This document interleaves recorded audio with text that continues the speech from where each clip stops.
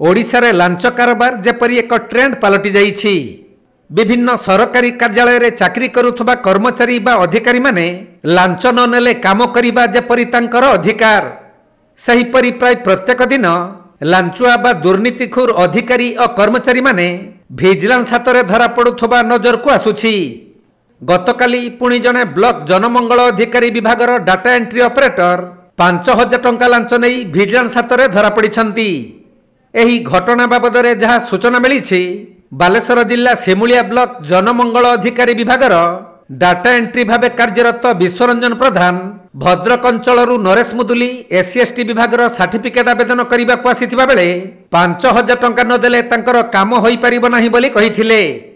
तेणु नरेश ए संपर्क में भद्रक भिजिलेंस सहित आलोचना करिबा परे लांचुआ डाटा एंट्री ऑपरेटर को धरिबा पई योजना प्रस्तुत होइथिला। सही क्रम में Naresh data entry operator Biswaranjan Pradhan को 5000 टंका लांच देउथबा बेले भद्रक और बालेश्वर 6 जणिया भिजिलेंस टीम तांको माड़ी बसी धरिथिले।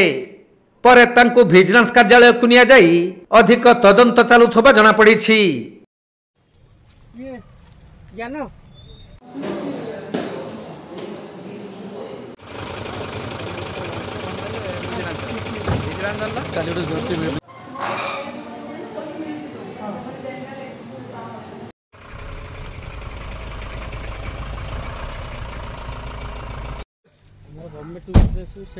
बालेश्वर जिला सररू सुमंत दास रिपोर्ट कोणार्क लाइव।